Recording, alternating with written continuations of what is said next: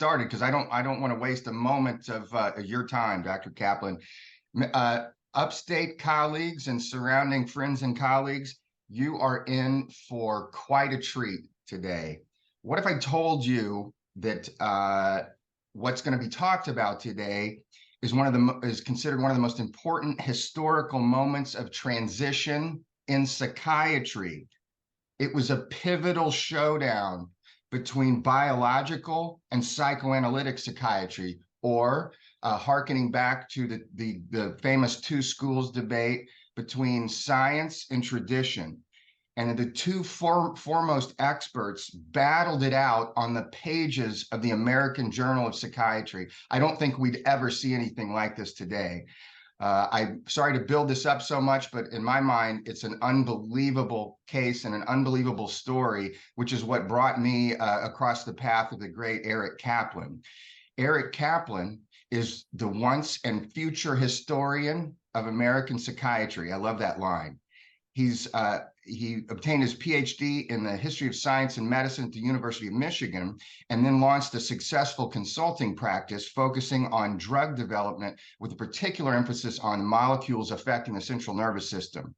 He's been an associate department of health policy and management at Johns Hopkins University. He's been an adjunct professor of history at Wesleyan University.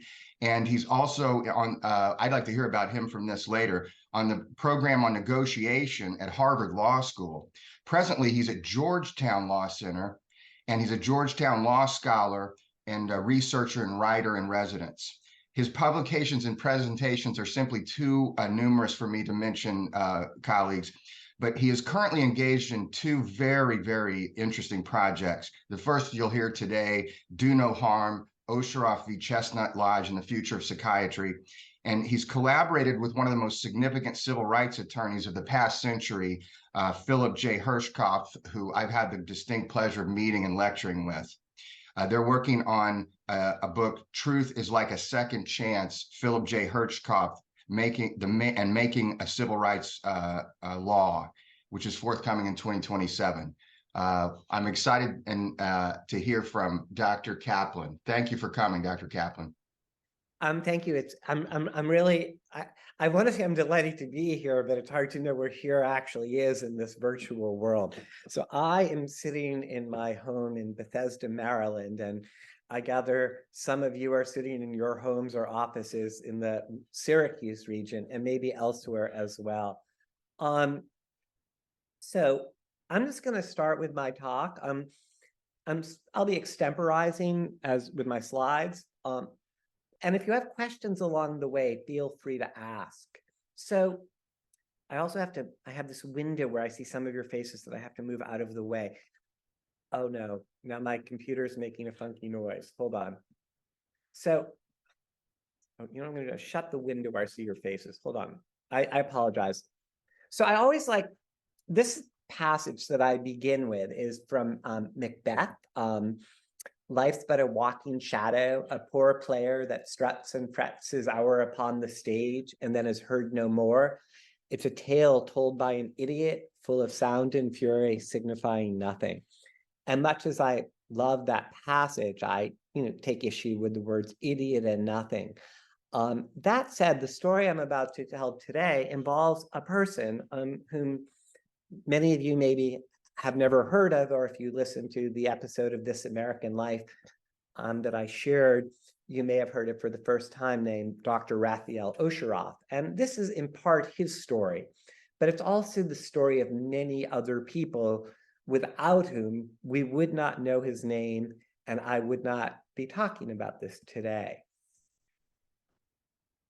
Apropos of the comment that Dr. Knoll said in the beginning, most people who know about the Osheroff case begin and end their research with these two articles that appeared in the American Journal of Psychiatry in April of 1990.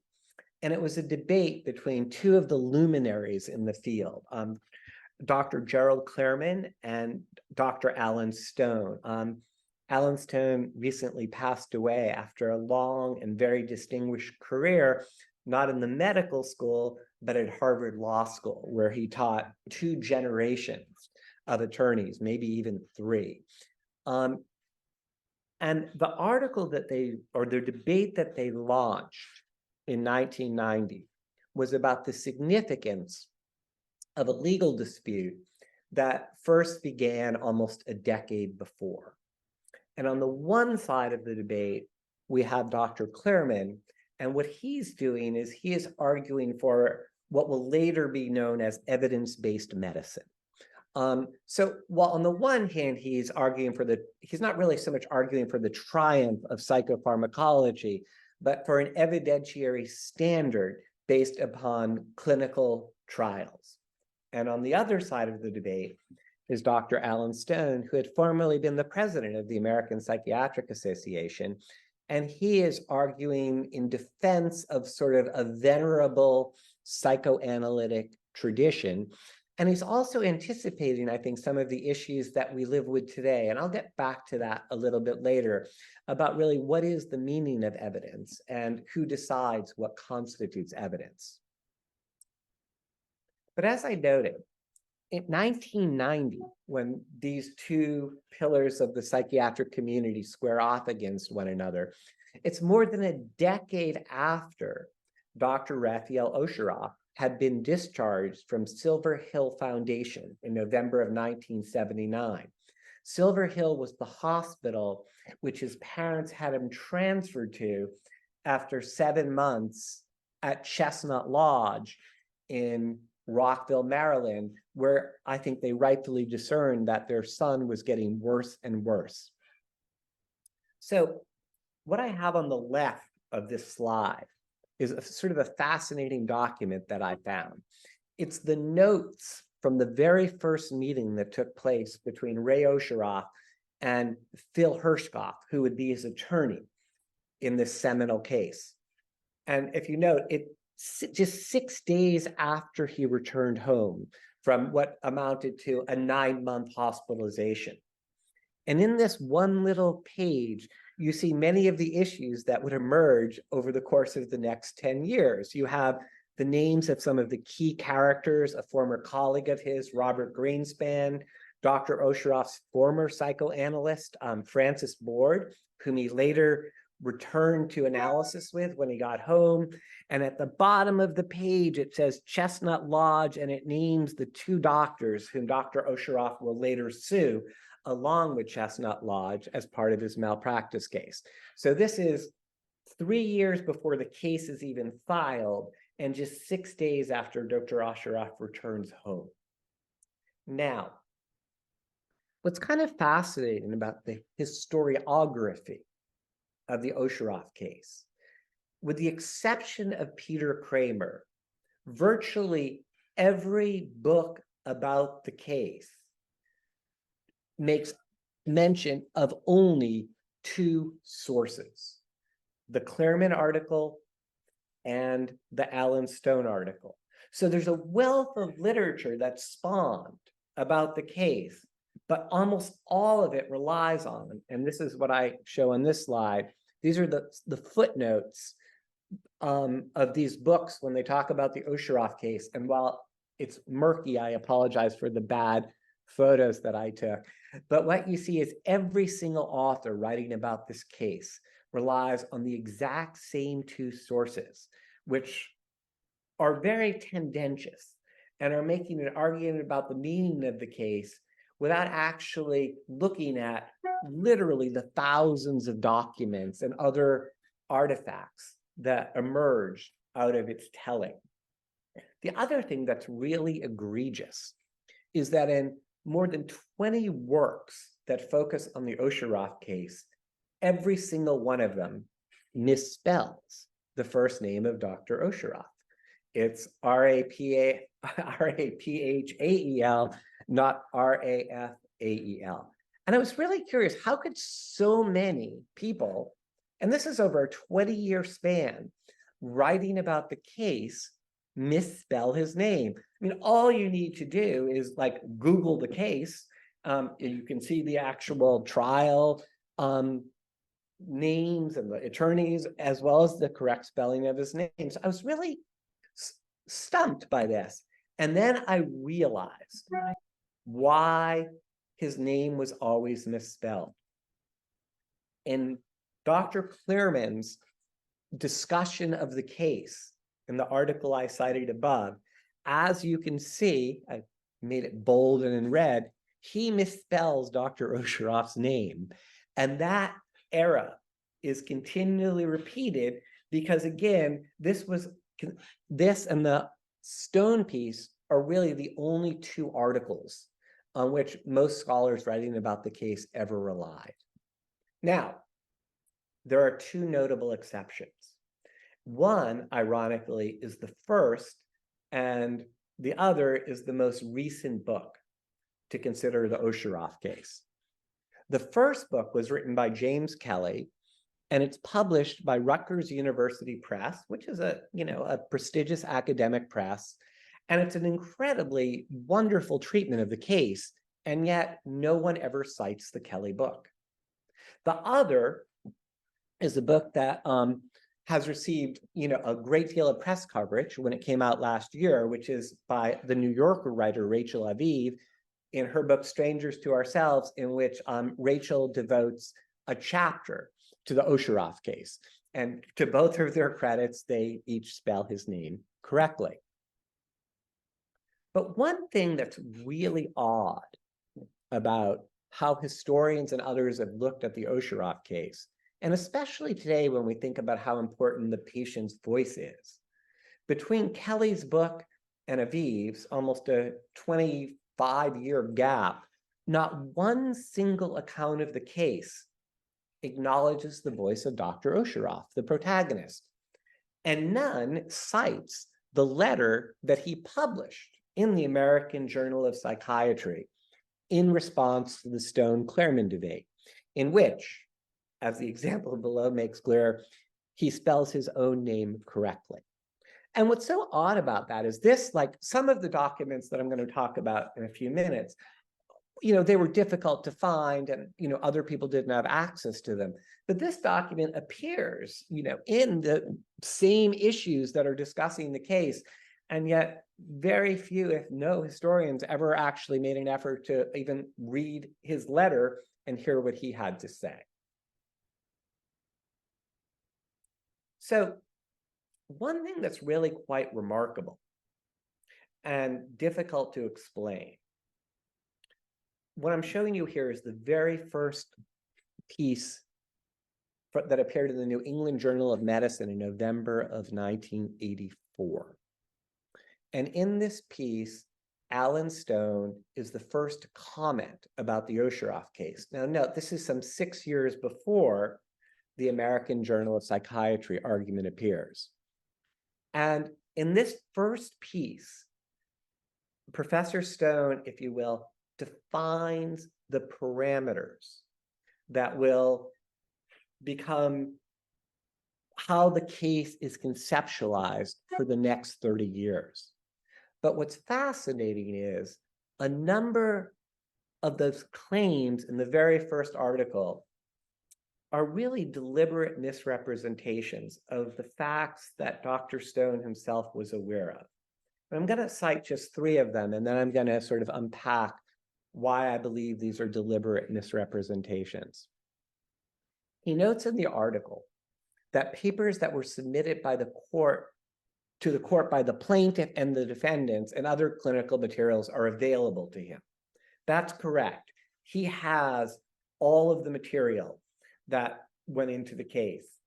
And then he writes, the patient's psychiatric experts diagnosed him as having an obvious case of biological depression. And there's some truth to that, but it's the next line. He says the private psychiatric hospital, in this first piece, he doesn't refer to Chestnut Lodge by name, contended that the patient was properly diagnosed as having a narcissistic personality disorder. So at issue in the trial, according to Stone, were these 2 ways of understanding what was responsible for the depressive symptoms that Dr. Osheroff was displaying. But here's what's fascinating. there's little doubt that Stone knew that what he wrote actually didn't reflect the record upon which he's claiming to make his assertions, because he had all of the records of the case, as he mentioned, and where did he get them? He got them from Dr. Osheroff himself. As you can see in the letter below, Alan Stone wrote to Dr. Osheroff in March of 1923, and he misspells his name. He calls him Rayfield, not Raphael. And he asks if Dr. Osheroff would be willing to send him, all of the records, which Dr. Osheroff complies. And what I have on the right is the admission note and the original diagnosis that Dr. Osheroff received when he went to Chestnut Lodge on January 2nd, 1979. And as you can see from the diagnosis, his primary diagnosis was manic depressive illness, depressed type, and a personality disorder unspecified. Now, when Dr. Stone claims that Dr. Osheroff was diagnosed with a narcissistic personality disorder, you can see from the actual diagnosis that that isn't the case. But there's something more to it than even that. Because in 1979, when Dr. Osheroff went to the hospital, the DSM-3 had yet to come out. And so diagnoses that would appear in insurance forms and other, I guess you could call them legal or documents, relied on the DSM-2. And the DSM-2 doesn't include narcissistic personality disorder as a diagnosis. That doesn't happen until 1980, when the DSM-3, which is really a revolutionary, publication, which radically expands the nosology of what constitutes psychiatric illness, comes out. And there, narcissistic personality disorder appears as a distinct diagnostic category. Though, as many of you may know, it no longer appears in the DSM-5. So it sort of emerged, and now more recently it has disappeared. So the question that emerges is, why did Alan Stone contend that Dr. Osheroff was, in 1984, was diagnosed with a narcissistic personality disorder, when that diagnosis wasn't even available at the time? And the answer is found in a letter that one of Dr. Osheroff's attorneys, Jonathan Grad, who unfortunately passed away as a very young man, makes clear. And what he argues is that what was happening at the time is that the concept of a narcissistic personality disorder emerges as a part of the defense strategy that Chestnut Lodge employs in order to justify its decision not to treat Dr. Osheroff with medication. And what he writes in this, in direct contradiction to Alan Stone, is that the real message of our landmark case is that psychiatrists may not defend themselves as operating within a school of thought and that legally the precepts of medical science will be applied to evaluate psychiatric treatment regardless of what that school of thought is involved. In other words, the way Chestnut Lodge chooses to defend itself from the allegations that it denied Dr. Osheroff the standard of care by refusing to give him medicine was that they were practicing an equally legitimate form of psychiatry, one that, instead of relying on the evidence generated from randomized clinical trials, relied on a venerable, long-standing tradition of psychoanalysis as the go-to strategy to treat various forms of mental illness.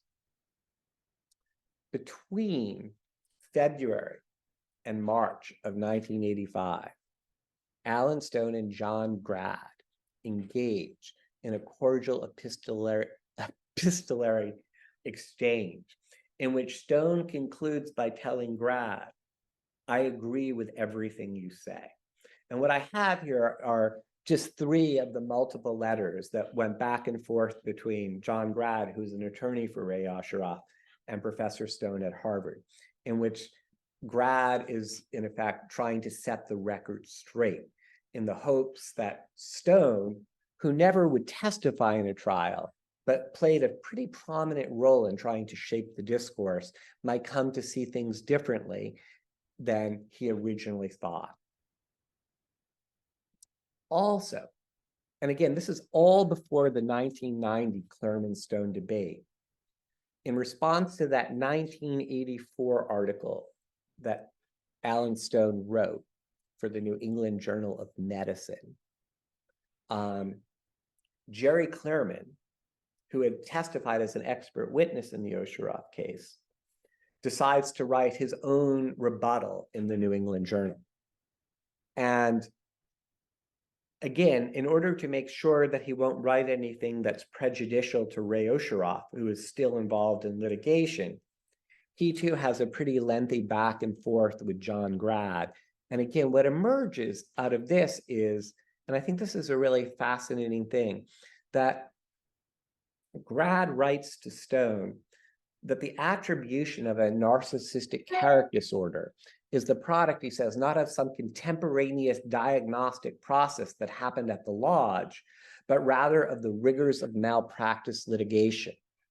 And he notes it was only during the course of the litigation that the healthcare providers at Chestnut Lodge became unambiguous about what they thought Dr. Osheroff was suffering from, despite the fact that even one of their own expert witnesses in the trial, a man named Dr. Michael Spodak, whom I also have interviewed some 40 years later, acknowledged that he could find no evidence that Dr. Osheroff had a narcissistic character disorder. So even the lodge's expert witnesses were unable to corroborate what the lodge had claimed.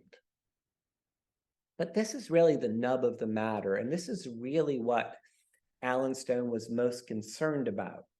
What mattered to him was that he thought, and he proved prescient, that the impact of the case would be to tarnish and potentially make it virtually impossible for physicians who believed in psychoanalysis to practice as they once had without the fears of litigation.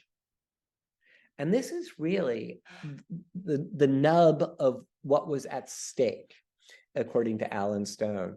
Not whether this Dr. Osheroff himself was a victim of malpractice, but what would it mean for a profession that for very long had relied, I don't want to say disproportionately, but it had put a great deal of stock into the possibility that psychoanalysis alone, absent psychopharmacology, could affect positive changes in the lives of patients with serious mental illness.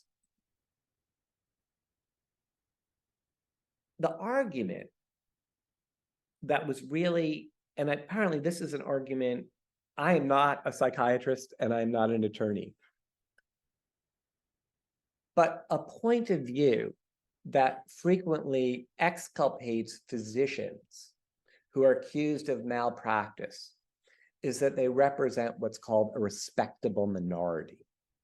That is to say that while 80% of the profession may be doing things one way, and that constitutes the standard of care, if a respectable minority is doing things a different way, that can be a legitimate defense.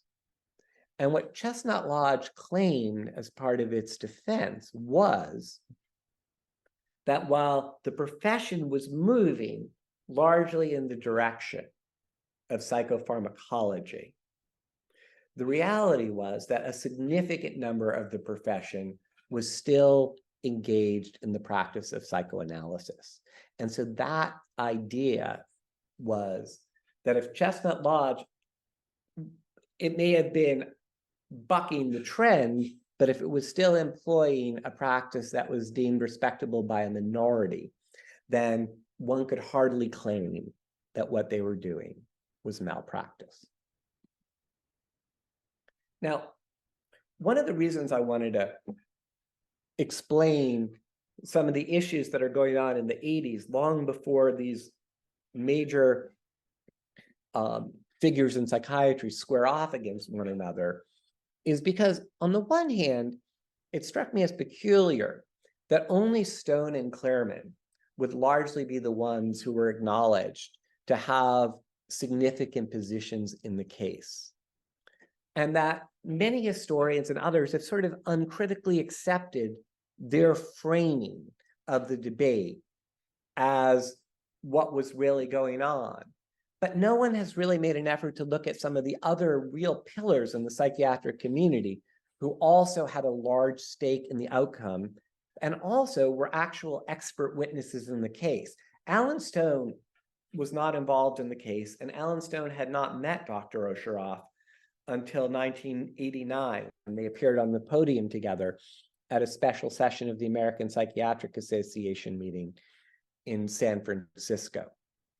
But one of the experts in the case was a physician, Bernard Carroll, who believed strongly that Osheroff, whom he diagnosed, suffered from manic depression, and that he considered the Stone-Clareman debate a needless distraction. And you can read what he said about the case.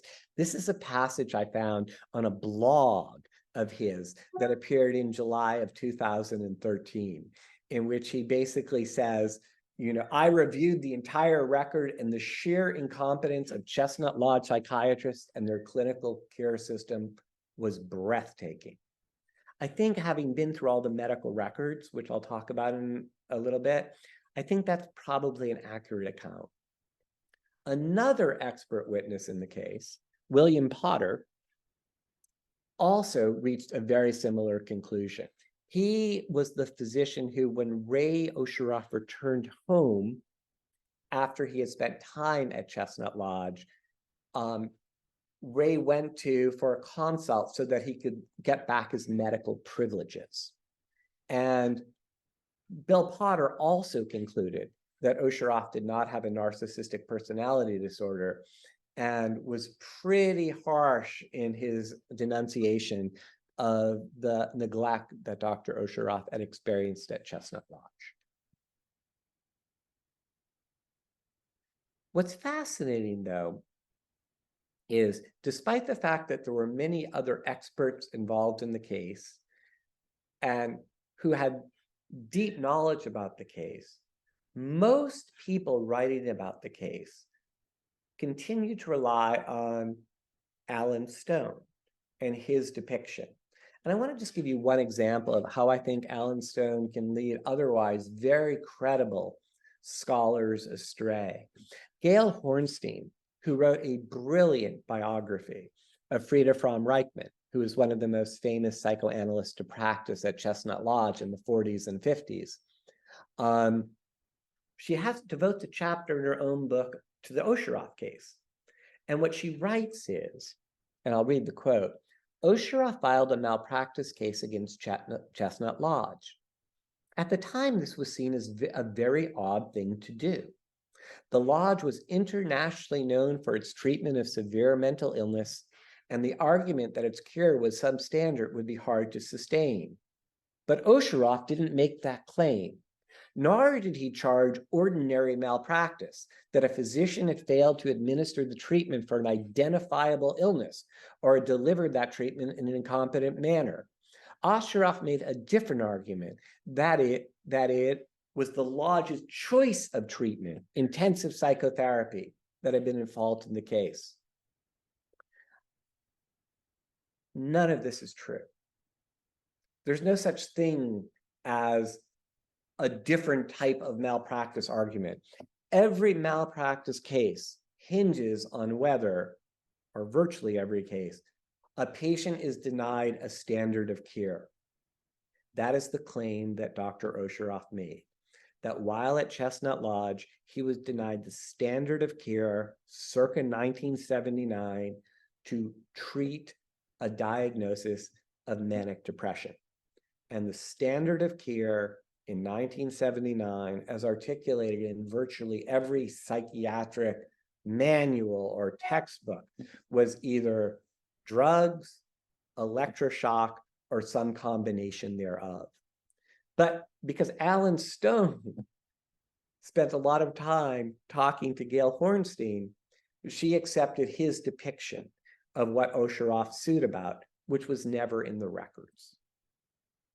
And even Rachel Aviv, whose work I admire, and I've written a nice review of her book, also cites Alan Stone as one of her sources on the lodge, despite his never having been there and never having had any formal role in the Osheroff case.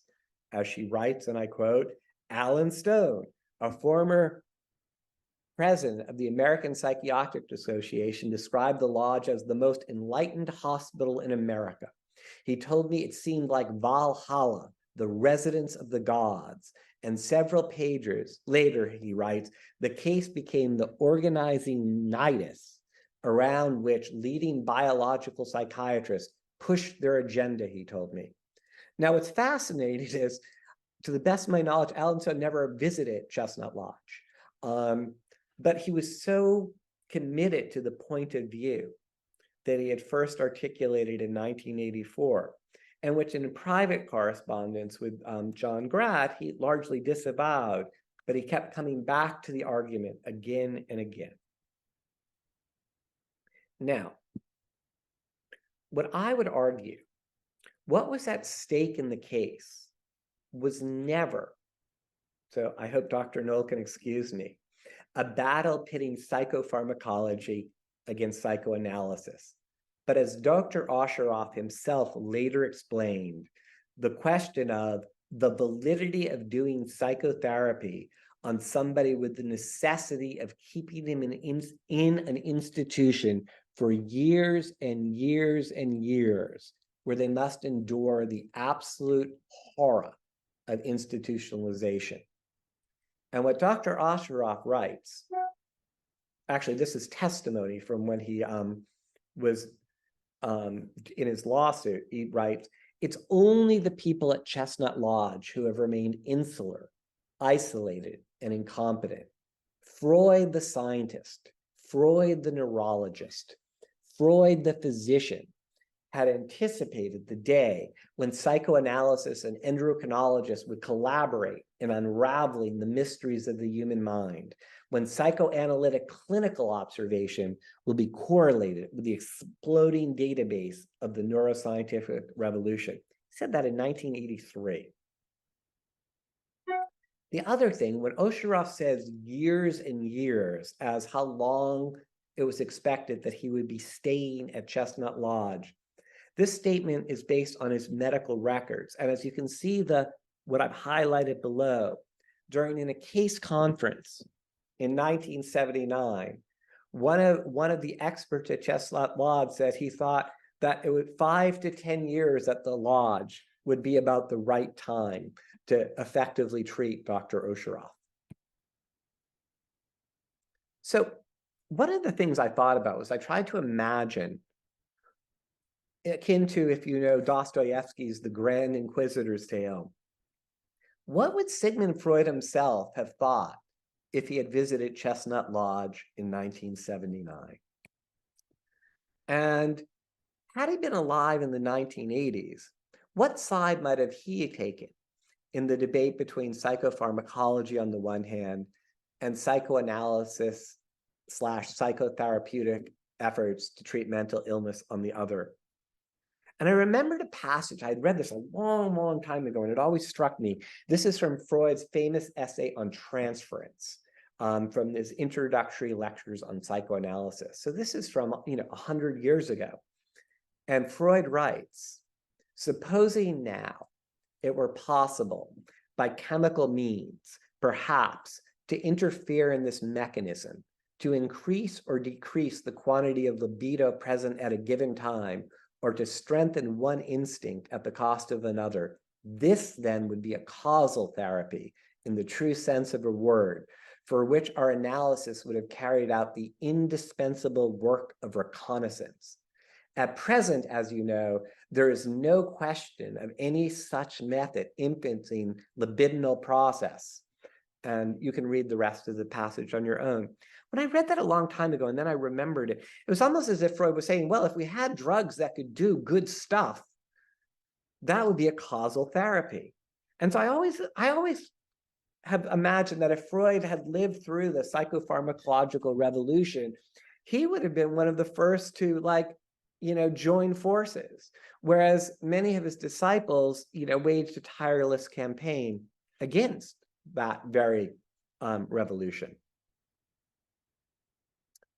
For those who might like to know more, well, I'm going to skip this slide, pardon me, because one thing I thought I would also show is that when I've been working on this, I compiled an extraordinary volume of source material. And this is just a photo of some of the things that I acquired. Thousands of documents. Somebody was kind enough to share with me the 1983 healthcare arbitration hearing, which is really the trial, was recorded on video. And somebody sent me a flash drive with 87 gigabytes of files from the case. And so it was mountains of material that I needed to organize. And I thought I would end with showing this video of Dr. Osheroff himself, and then open it up to questions.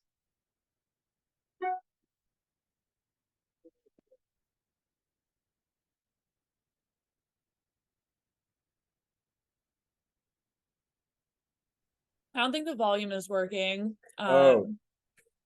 It was working before. Oh, let me try something else. So hold on. Hold on, I'm so sorry. Okay. It was working before. Mm-hmm. Oh.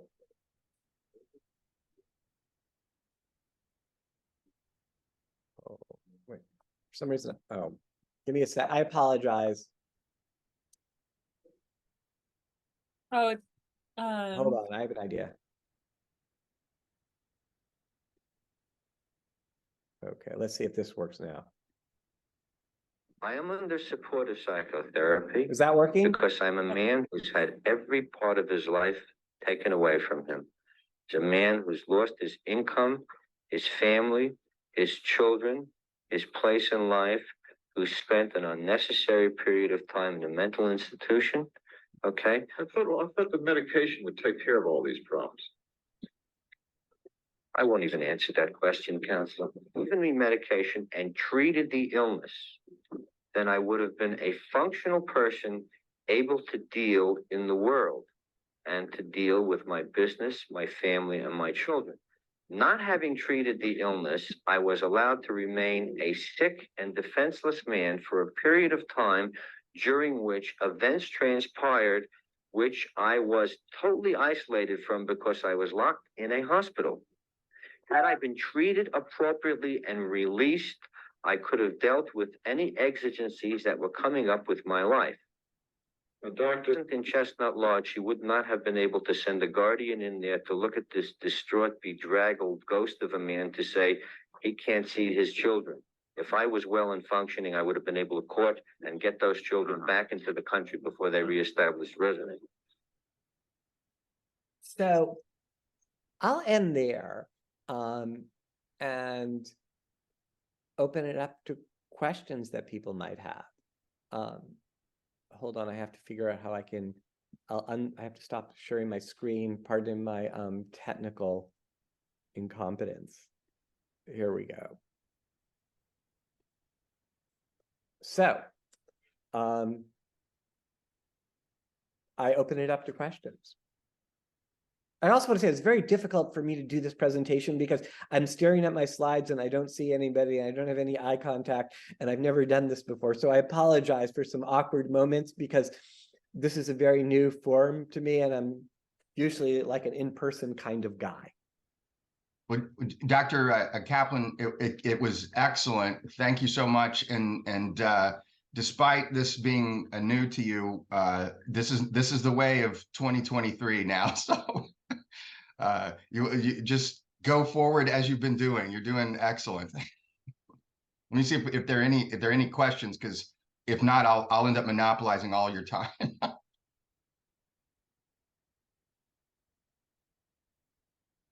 Well, this is Brian Johnson. I laughed all the way through your presentation. The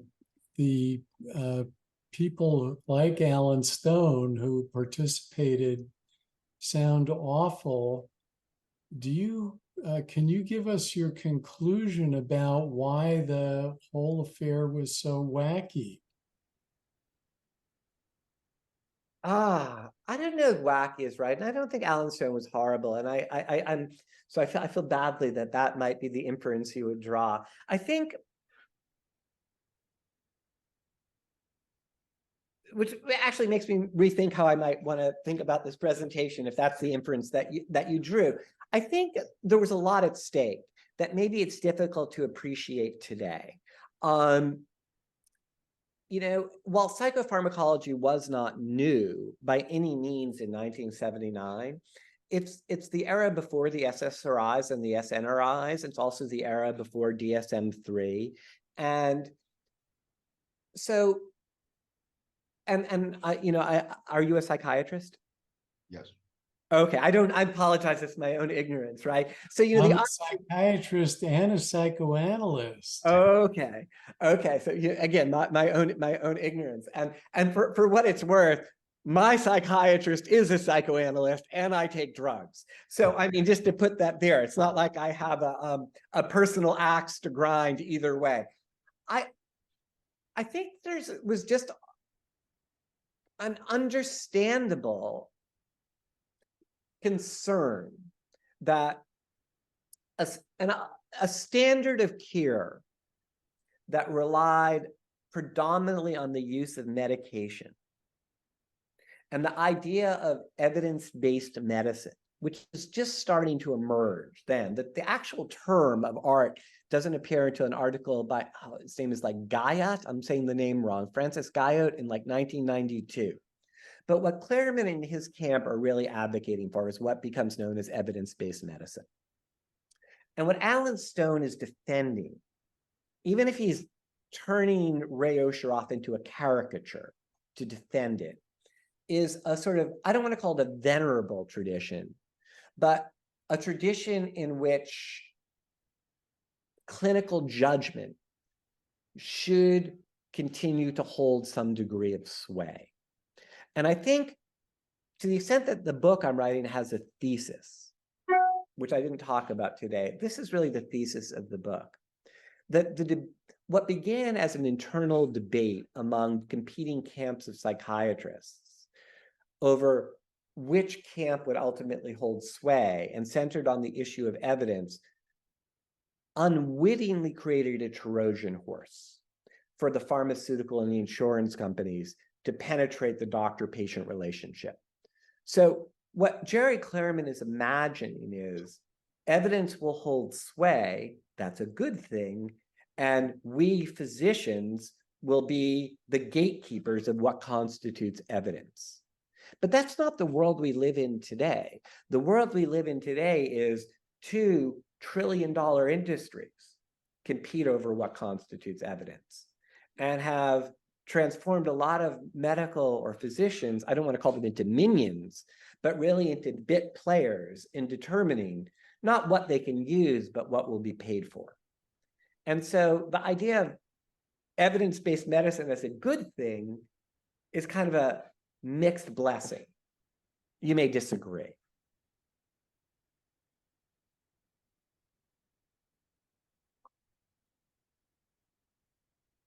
Yeah, I thought that was an excellent explanation, Dr. Caplan. From my own perspective, I would just I would agree and just only tag on there or footnote on there. I spoke, had the pleasure of speaking with Dr. Stone before he passed.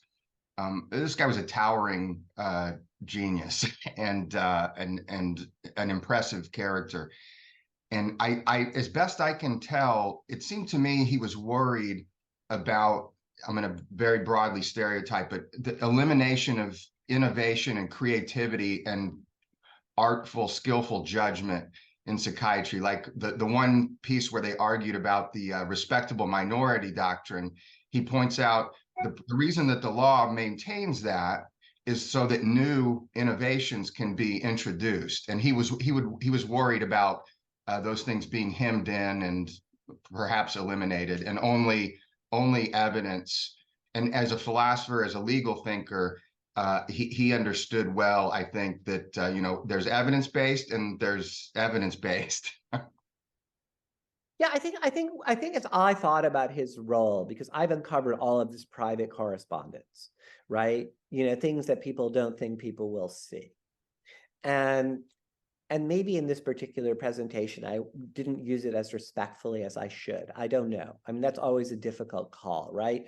I mean, but to me, because I've learned so much about Dr. Osheroff, his life and his family, and that I've read his correspondence between and among many people, what always struck me as a bit, I don't know if unfair is the right thing, but today, rightfully, physicians try very hard to be respectful of the patient voice. And the reason I wanted to start the talk with the Stone-Clareman debate. Now, Jerry Clareman knew Ray Osheroff very well. They were friendly. Jerry was I apologize for saying Jerry, but it's like I'm reading the letters, and so and it's not my nature to focus on titles. But he was quite kind to Dr. Osheroff. They had many meetings. They would occasionally socialize. At one point, Osheroff considers doing a psychiatric residency, and both Clareman and Donald Klein offered to write him letters in support. So whereas Alan Stone never knew Ray, he never met him. And so he frequently in print would reduce him to caricature to articulate a point of view. Now, and I always, so my reading, remember, I don't know these people. I always thought that was kind of unfair, given that originally they began with a personal correspondence. Right. So. Yeah, that's interesting too. I think from the 10,000-foot viewpoint, or from most folks who aren't familiar with this case, they may easily, understandably, make the mistake that Stone was an expert in the case when he's not. He was just a super prominent figure at the time who chose to weigh in on it. But it's also interesting for me to hear from you, Eric, about Clareman and Osheroff having this correspondence and such. I think even that today would be very different and perhaps quite frowned upon in a forensic legal case. Really? Yeah, it opens one up to attacks on bias and credibility. Like you're being hired to be, you're not a forensic scientist for the court making a detached decision about the standard of care and so forth. You're for Osheroff. Oh, they were definitely for him. It's very interesting. Like one of the themes that was very clear to me, and I at some point I'll think through it more, but these are like the people who were for him. That's the right thing, with a couple of exceptions, Bill Potter and Bernard Carroll. They're all like him. They're like Jewish intellectuals who had hard scrabble youth in Brooklyn or the Bronx. They're like, they made good in the world. They, went to Ivy League schools. They, were incredibly successful. I mean, before Dr. Osheroff's fall, he was the highest earning physician in the DC area. He was earning $350,000 a year in 1974. I mean, he was really wealthy and really considered eminent. And so his fall is so deeply profound. So there's a lot of sympathy that is felt for him. And the way he wooed the people to testify for him was he wrote a biography called A Symbolic Death. And it's extraordinarily well written. And he sent it along with all of his medical records to the people whom he hoped would serve as expert witnesses for him. And they write glowing appraisals of it. And I think a lot of them felt there but for the grace of God, And so it's kind of remarkable, but I don't think it would be inconceivable for them not to have a personal relationship with somebody, who was as cultured as they were. And Yes. Yeah, I'll say this one last thing and then shut up and let other people stay. But I think in terms of what the case was all about, I really liked the slide you showed about what Dr. Osheroff thought the case was all about. I agree with them personally. I think it was about all that and more, sort of pursuant to our discussion before your lecture. I think that's what drew me to this case, because it's about so many things at a particular key point in time. It's about, we're taught as forensic psychiatrists, it's at the very least, it's about informed consent, that you can't, you must inform patients of reasonable alternative treatments that are available, not just your own boutique specialty and there's nothing else out there, right? So that's one lesson for us. Another lesson is the shifting tectonic plates between biological and psychoanalytic psychiatry at the time.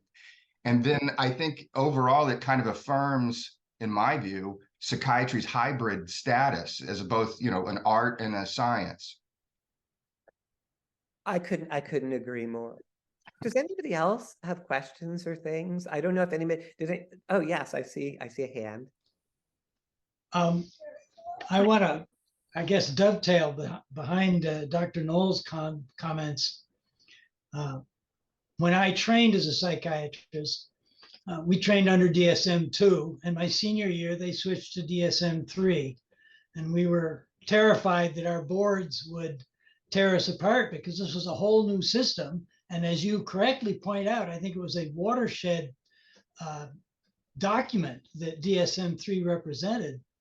Well, as it turns out, when it came to our exams and our oral exams, the examiners weren't any more used to it than we were. In fact, they were probably less familiar with it.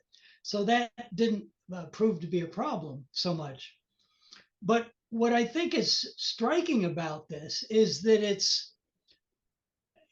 it's about a malpractice case, a legal case. And the legal system is set up as a winner and a loser, a right and a wrong. Somebody wins and somebody doesn't win. And all of psychiatry, when I think practiced really well, operates in the gray zone where you don't pick winners and losers. You try to find what is helpful to a patient. And I really liked your use of the quote, Dr. Caplan, that Freud had, that we someday will serve as reconnaissance. We, the psychoanalysts, serve as reconnaissance for the definitive drugs. Well, what we've discovered since then, through the vehicle of evidence-based medicine and evidence-based psychiatry, is that not only are there drugs, but there are multiple somatic treatments now evolving, but that these all evolve in the context of relationships with our patients, that our therapeutic relationship, if you will, our working alliance, is as effective as are the active drugs in most all cases. And so the act of developing an alliance with your patient towards patient goals and the tasks that you use to get there lead to bonds, and you get, patients get better.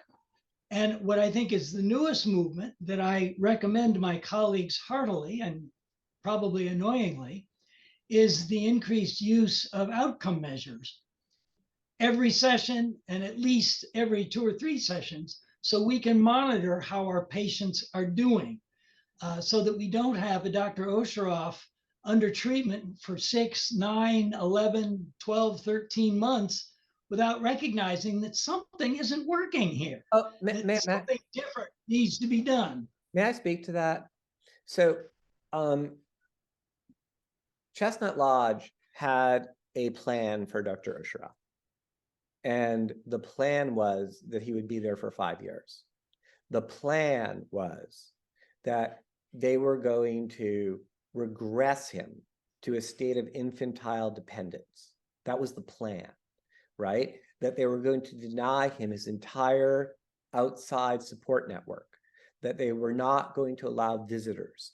They were not going to allow even people to bring him new clothes, that they were going to create such an extreme level of dependence within the lodge itself so that he could be brought back to an almost infantile state. And then only then could they then implant within him a new personality, a less brittle personality. So there are I have his daily nurse notes, thousands of pages. He is monitored constantly. There are reports constantly. There is no desire for him to improve while he is there. The desire is for him to regress so that, and I think one of the things that people write about, if you think the case is really about psychoanalysis and he was on a locked ward. His roommate was a diagnosed child sex offender. He was only 19 at the time. That was his roommate. Everyone else in the hall was, and I don't say this, I'm saying this denotatively, were psychotic and schizophrenic, incapable of conversation. That was deliberate to regress him. They could have put him on a different ward. His roommate I interviewed. He's serving a federal, he'll be in jail for the rest of his life for his third sexual offense against children. When he was at the lodge, it was the only hospital that would take him in lieu of prison. And as soon as his insurance expired after 3 years, this guy called me from prison. Each call is 10 minutes. I recorded them all. The lodge declared him cured, let him out, and he assaulted a child 3 weeks later and went back to prison. So, I mean, calling the place the Valhalla of psychiatry is, I mean, stretching it quite a bit. Yes, I apologize. Well, do you have insight then if their goal, and I didn't pick this up from your presentation, if their goal was to regress him so thoroughly, why they wouldn't have chosen a somatic treatment like electroconvulsive therapy, which can do essentially the same thing in a matter of weeks to a month rather than 5 years? The lodge's claim to fame was that it would only use drugs sparingly. It did not do ECT. Shepherd Pratt nearby did, McLean did, other hospitals in the area did, but not the lodge. They didn't have any expertise. They did not have a psychopharmacologist on staff. So in some sense, that was more expression, if you will, of their devotion to a school of thought rather than the current scientific understanding of disorders. Well, we are going to use this school rather than treat this disorder. When asked what text he relied upon to, consider how best to treat Dr. Osheroff, his psychiatrist, Dr. Ross, who's still alive but won't speak to me despite my sending him something like 20 letters, cited Morning and Melancholia, Freud's work from 1919 as like the authoritative text. And not quite a current piece of scientific literature for them, I would think, in 1980. So Freud does say at the end of Future of an Illusion, he says, this is 1927, he says, it's the last line, no, our science is no illusion, but it would be an illusion to suppose what we cannot get from science, we can get elsewhere. I think it's very important to acknowledge that people who practice psychoanalysis, see themselves as in the Enlightenment tradition of Western science. They don't think what they're doing is art. Right? I mean, I forget the other gentleman who spoke to me first, but he said he's a psychoanalyst, right? I mean, are you doing art?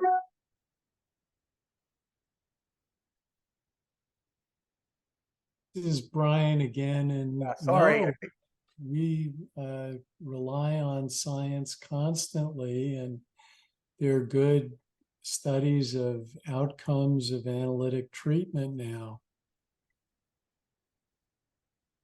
See, so you make my point. You two can have a debate. I'm sorry. Are there other? We have more questions. Yeah, we have more questions. Yeah, please. Sarita, please. Yes, hi. Disclaimer, I'm a philosopher, so I will probably be asking a somewhat a philosophical question. And it was really interesting, Dr. Caplan, in your talk when you kind of disagreed with Gail Hornstein's interpretation of what was happening in the case. And you said it wasn't that lodge was using intensive psychotherapy to treat Osheroff. Rather, it was, they were failing to apply standards of care.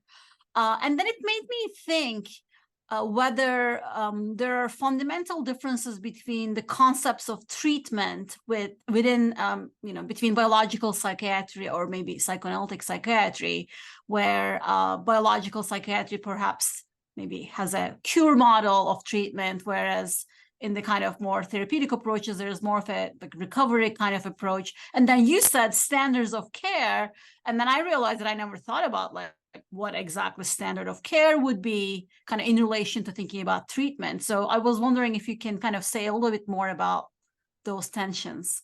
So I imagine a physician could answer this better than I can. This is my understanding, that for virtually anything that ails us across any realm, be it psychiatry, cardiology, nephrology, whatever, for every diagnosable condition, right, there's a standard of care that's emerged over time, and it's evolving. It's constantly evolving. These things are not fixed, right? New drugs come out, new devices come out, new biologics come out, new surgical techniques are invented.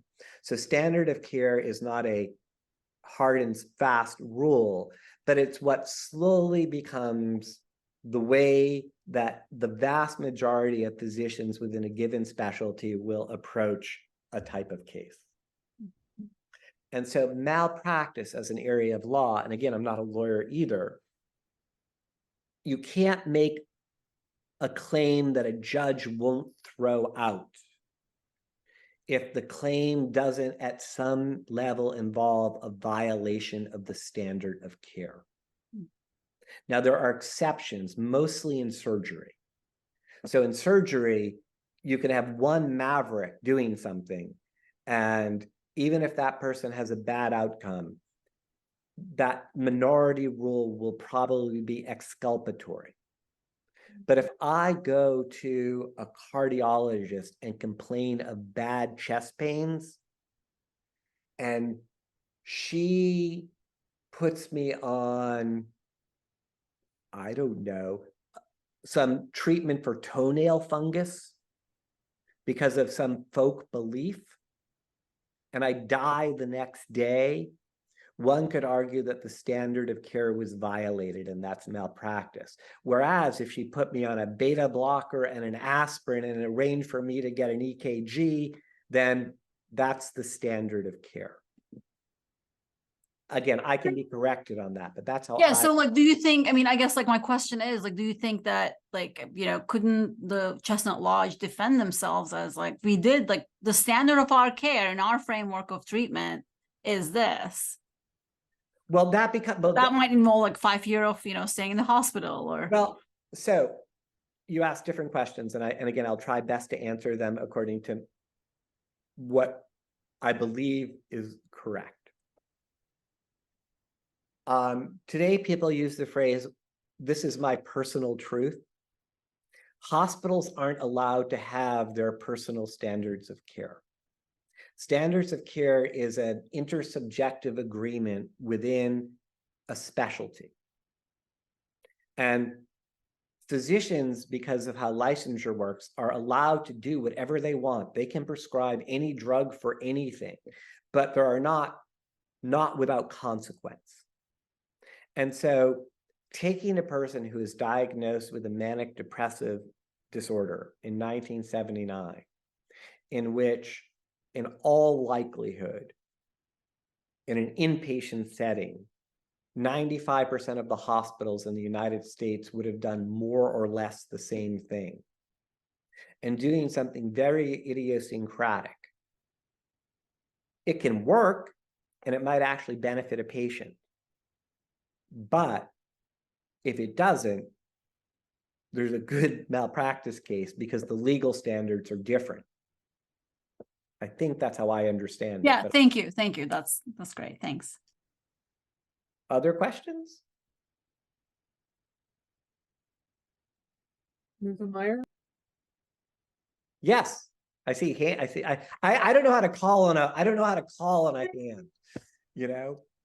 I mean, it's a fascinating talk and a fascinating lecture. I'm struggling to sort of piece it together. I don't think at one point you said they didn't even need to meet the standard of care. They needed to meet a sizable minority of something to that effect, right? That they have to be within a minority of doing something that's reasonable. And in this case, certainly seen without sort of well outside the scope of what would be reasonable. And I guess my question then becomes, what do we do with this information? So somebody, multiple people, reduce this into a very narrow box for a variety of reasons. And now we're physicians that are left practicing evidence-based medicine. And if we go outside that schema, bad things can happen. So how do we, as a field, deal with that? Do we stay within that box, or do we use our clinical judgment in specific scenarios and try our best for our patients? I guess that's, if I could distill it to a question, that's the best I can do. How would you view that, Dr. Caplan? That is so beyond anything that I think about. I am not a physician. It's just not a question. I think I can't believe anything I could say to that would be even remotely more insightful than anything any of these squares that I'm staring at, the people behind these squares could say. But it's a great question. What is it like? A man or a person needs to know their limitations. That's not what I could venture to answer with any degree of comfort. But I like the question. Thank you, Dr. Meyer. We have a comment here from Dr. Gordon saying there seems that there are also significant ethical issues that also impacted this case, namely Dr. Stone offering a diagnosis without having spoken to the patient, giving high praise to Chestnut Lodge while never having visited the facility, others who have never expanded beyond the two original sources, repeating initial errors of facts, which I think are great comments. So I am not an ethicist, right? I think one has to consider what are if Dr. Stone were offering a recommendation of how to treat Dr. Osheroff, never having seen him, I guess that's an ethical breach, right? I don't know. People call these radio shows and talk to doctors all the time. I don't really think that's what he was doing. Errors of fact based on only reading 2 articles. None of the books I cited, I should have been more generous. They're not about the Osheroff case. They're, grander themes, and they're writing about all sorts of things, and there are 3 or 4 pages about the Osheroff case. They do what most people do. They go and look at, the available literature. They see what somebody else cites. They might go back and read those citations, and that's how they dispose of the issue. So I don't really think that's an ethical breach. I just thought it was funny that so many people misspelled his name, and maybe I thought that was a clever point to make in a talk. So I don't know. It's hard for me to really come down on that. I apologize. That's probably a weak answer. Dr. Mary. You just have to unmute yourself. Oh, yeah, technology. I think Dr. Gordon hit some very important points, but I would also add that you can't look at this kind of historical record without keeping track of what was in place at the time that these events took place. And I don't believe the American Psychiatric Association declared that it was unethical to make a diagnosis without personally interviewing the subject until the early 2000s, if I'm not mistaken. It's a relatively recent ethical stand, and I think it's a very good one, but it was a way of dealing with all of the armchair psychiatrists who were diagnosing presidential candidates and others from their chairs without knowing anything about their internal lives or their histories, personal histories. So I think you make a very good point, or Dr. Gordon makes a very good point, but that I think Is it Dr. Caplan? I'm embarrassed to say. Call me Eric. Dr. Kaplan. Eric, I have a PhD. Eric. You wouldn't want me. You wouldn't want me like. That's doctor. Yeah, we count PhDs as doctors, but you already had made the point, I thought very well, that a number of things about this, the way this case was written about, seemed really inappropriate, given Dr. Stone's position and his lack of intimate knowledge of the actual facts of the case or the facts of the institution. And I will just add, it to me is ironic that Dr. Stone, as a trained psychiatrist, but I think more recently trained as a lawyer, was writing from Harvard about the other place that was considered, quotes, Valhalla, and they're diagnosing this guy with having narcissistic personality disorder, which seems perilously close to projection, but that's, again, an amateur take on it. Well, I mean, like I said, I don't like to get into grounds of what's ethical and what's unethical. I mean, other than things that strike me as particularly egregious. You know, when you hang out at a law school and you're around a lot of lawyers who are very smart and very clever, and, you know, I mean, as Steve Hyman told me, you know, even if Jerry Clairman was right, Alan's just a better arguer, right? He just is. He writes well, he's powerful, he's persuasive, he can turn a phrase, you know, that's a skill. You know, I admire the skill. I will say this, though, I think a number of people have said this to me, who I've interviewed like 30 or 40 people about this case. And there seems to be a view among physicians that a courtroom is the worst possible place to adjudicate a, quote, scientific dispute. But I've also interviewed a lot of attorneys, really good ones. And so this is something I do have an opinion about, like something I learned, because I wouldn't have known how to think about this unless I spoke to a lot of people. No matter how persuasive a person might be in an article, in an event, on a podium, when your ideas are tested while being cross-examined by an extraordinarily skillful attorney whose intellectual capabilities may dwarf yours, that's a really effective way, I would say, because I have now listened to so many cross-examinations. So when Phil Hirschkoff, who is Ray's attorney, and just to give you a little bit of background about Phil, because I'm writing a book about him, Phil secured a unanimous verdict, Supreme Court holding, in 1967 in the case of Loving v. Virginia, which put an end to the anti-miscegenation statutes that remained on the books and were enforced in 16 states. He was 30 years old, 2 years out of law school. Okay, he has argued seminal cases, and so on video, I have him cross-examining. You can see them. I'm happy to share some of them. The experts from Chestnut Lodge, who start out a little bit brazen and a little bit arrogant, and Phil has a photographic memory. And two of them are in tears when he's done, and they have disavowed everything they've said. It just can't hold up. It can't hold up. They could quote Freud, he could quote back, right? And, you know, so I don't know. I mean, a courtroom can be a pretty rigorous place. I don't know. That's at least my sense. But to see these people who start out very arrogant and with a lot of bravado, and then they're questioned and questioned, they're fair questions. This is not like, you know, histrionics or shouting. This is very didactic.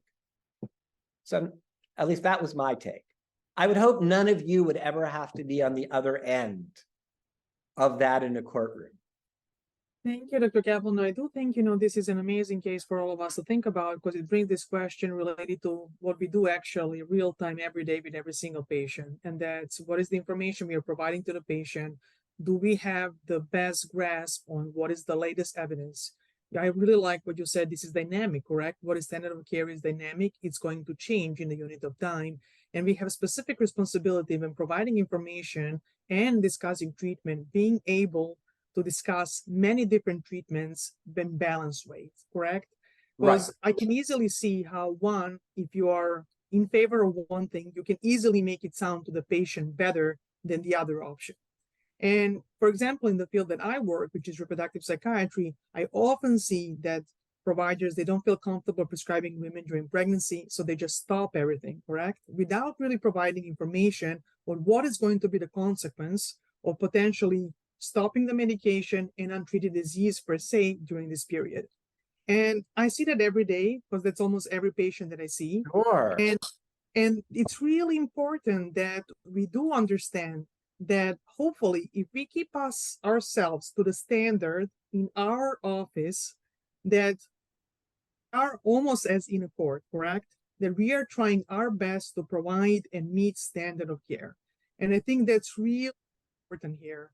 And I cannot emphasize how much I appreciate the discussion, because every single day, all of us practicing, we are trying to do our best meeting the standard of care.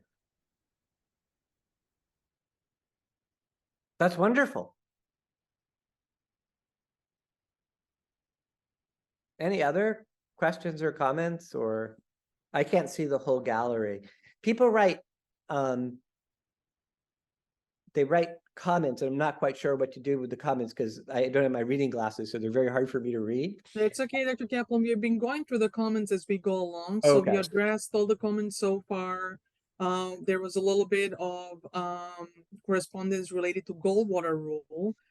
And that's where we left it off. We do have a couple of more minutes if there are any last questions or comments from any of our audience. We certainly highly appreciate possibility to be able to talk to you about this case. If you're interested in the Goldberger rule, Peter Kramer, a name that many of you probably know, has a new book out. I think this is his first novel, and it's called The Great Man, and it really is Trump on the couch. So it's an egregious violation of the Goldberger rule, which is maybe a silly rule, I don't know. But nonetheless, it's like the most dystopian thing I've read in years, and I like dystopian novels. So, you know, I have to keep shutting the book to like regain my composure. Yes. I want to weigh in because I think Nevena made a very good point and updated my education by pointing out that the Goldwater rule would have been in effect when Osheroff?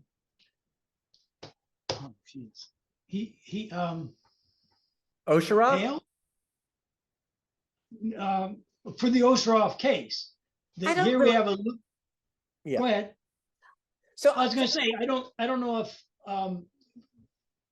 well, it clearly was according to the timeline that Nevena gives us, was in place when he was at the APA as a functional luminary of the APA. He wasn't, but I don't think anything, I'm sorry, I don't think anything Alan Stone does violates the Gold Rule. He doesn't disclose the name in the 1984 article. He, and in 1990, what he's really doing, he's not diagnosing, he is saying how Osheroff was diagnosed. He is not proffering his interpretation. So I apologize for interrupting you, but that's at least my sense. Well, and what you're once again pointing out is the difference between a malpractice suit per se and commentary on a malpractice suit. Right. I think what Alan Stone recognized, even if he was wrong at the time, was that having battles center on the issue of evidence rather than on clinical judgment was in the long term going to be a losing proposition for medical care and patients. Because what constitutes evidence, at least evidence, a standard of evidence that insurance companies will pay for, is not necessarily compatible with a standard of evidence that physicians would like to adhere to when treating patients. So while the phrase evidence-based medicine sounds anodyne and neutral, or maybe even positive, the implications of it in practice in a for-profit driven healthcare system is not rosy, right? Because who determines what constitutes evidence becomes almost a perilous question. And not everyone is equal in making those determinations. I'll give you one example. I worked at Pfizer for a number of years, and sertraline, Zoloft, it took Pfizer 11 phase 3 trials to get 2 positive results to get it approved. Didn't mean the drug didn't work, right? It just, placebo response was very high, and the drug did a lot of good. And Pfizer had the resources, they're very expensive to do phase 3 trials, to do 11 trials to get 2 positives, which is the threshold for FDA approval. I'm sure that applies to a lot of other drugs as well. It does not mean they don't work. I want to be very clear. It just means that the way CNS trials in areas where placebo responses are high to have a large enough trial or power a trial sufficiently to get a statistically significant difference between placebo and active is immensely challenging. So, I mean, so evidence is really expensive to produce, right? And it doesn't speak for itself. So again, so I love the term evidence-based medicine. It's a lovely term, but I mean, I don't know what it really means. I can do this all day. I'm really grateful for your time. Again, I'm sorry that I'm not more conversant in doing these things via Zoom. Maybe it's an artifact of age, but does anybody have a last question or two? Somebody who was silent and is thinking, okay, I'll finally ask. Well, I don't have any, I mean, we still have couple more minutes, but I just found, Dr. Caplan, that's fascinating, statement that you made, which is, how to determine what the evidence is. And I guess, can you provide commentary how this case affected how we practice? Like, what were the practical ramifications? Oh yeah, I think I can do, and I think I can do that with empirical data, large numbers. Today, 65 million Americans take antidepressants. That's 1 in 6. At the time of the Osheroff case, it was 1 in 20, if even.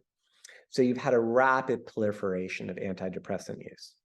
Now you could say that, well, that has nothing to do with the Osheroff case and has to do with SSRIs and SNRIs, which are just easier to work with for both patients and doctors. So you got a new class of medicines that were not necessarily more efficacious than the older class, but are certainly more tolerable, and unless you try to stop taking them, which I've tried multiple times, even though I haven't been depressed in years, but God, that's impossible. And so that's one thing. The other thing what you have is an extraordinary decline in the number of psychiatrists who practice any form of psychotherapy whatsoever. There was an article in the American Journal of Psychiatry, a couple of years ago, that said, I mean, it's been a decline of more than 50 or 60%.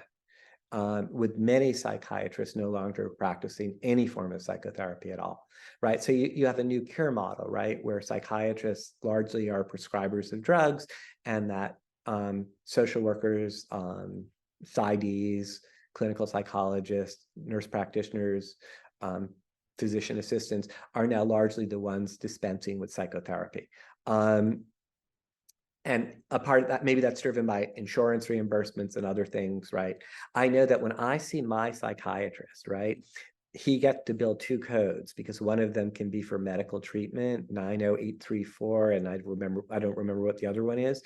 So my insurance reimburses really well, even though the only thing we really do is psychotherapy.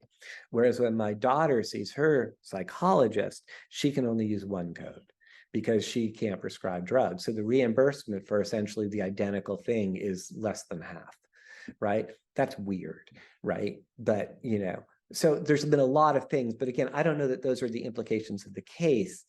But the other thing, and I don't know if any of you know Andy Scull's work, Andy's a good friend of mine and probably the most preeminent historian of psychiatry on the planet today. you've had a complete collapse of public psychiatry, right? There used to be a meager social safety net. Now the social safety net is living on the street or being in prison, right? For people who don't, who have illnesses that are, don't respond to medication. That's really incredibly sad. Drugs are really cheap. Even when they were expensive, they were much cheaper than psychotherapy. So, I mean, I think there's a lot of implications that you get the centrality of pharmaceutical solutions, not necessarily to the detriment of psychoanalysis, a highly particular form of psychotherapy, but all sorts of other psychotherapies that could be effective for people who may not need medicine. So I don't know. I mean, that's my rambling. Yes. Just a brief reassurance, I suppose. In the largest NIH trial of psychiatrists to date, they found that the best third of psychiatrists had better outcomes with placebo than the poorest third of psychiatrists did with active medication, presumably speaking to this issue of whether it's worth learning how to do psychotherapy or not. That's so sad. I don't think that's hopeful. That's my opinion.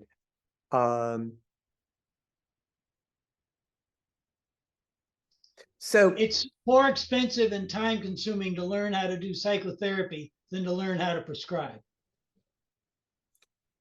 Oh, I'm sure, I have no doubt about that. So I'll say one last thing, and then I'll allow Dr. Knoll to have the final word because it's his show. I'm really grateful for this opportunity. It's really I didn't know where you were in basic knowledge about the case. So my hope was you would have listened to this 25-minute This American Life episode. And I'm sure not all of you had that opportunity, which would have given you some background that might have made my talk appear less esoteric. This was kind of a weedy talk, and maybe it wasn't the best talk for this audience. I just wasn't sure. I usually, if I arrive, I usually come with like 3 or 4 possible talks, and I can, wind me up and I can go. But if people just want to get some sort of raw sense of what the case was about, you should listen to the This American Life show. Whatever differences I have with some of their editorial judgments, it's kind of a nice thing. I also have a website called rayosheroff.org. If you Google just Ray Osheroff, my website, I think, is now the top hit, and it's very easy to navigate. I have a lot of video from the case. If you click on the people section, you can hear all the expert psychiatrists testifying. I think I was fair. Like, I didn't just pick stupid quotations from one side and erudite quotations from the other. And I think I try to do a nice, dispassionate job of allowing people to speak for themselves, to represent why they believe what they believe, which is probably the best, most fair way to do history. I don't really think there are any really bad players in this story, so I apologize. I'm going to revisit how I talk about Alan Stone, because I feel really badly that I gave that impression. I think a lot of people, these are really serious issues. They're confusing. And unlike cardiology, where essentially the heart is a pump and people understand how pumps work, and they can stimulate it with drugs or electricity or add new pieces to it, right? The brain isn't a pump. And so psychiatry is bedeviled perennially by not having the same degree of mastery over the organ of the mind that other medical disciplines have over their organ. And that makes things really difficult. And it's not the fault of psychiatry that the brain is harder to understand than a pump. So that's my last word. Eric, I just wanted to thank you again and say that it was very engaging and thought-provoking. And already I'm seeing in the comments people saying they're disagreeing with you. They're saying it was the perfect talk for our audience. So thank you very much. Oh, well, I'm really grateful. So I wish all of you a very happy, pumpkin spice season now. And may all of your patients benefit from the cure that you offer. Goodness knows they need it, right? So thank you very much. Thank you.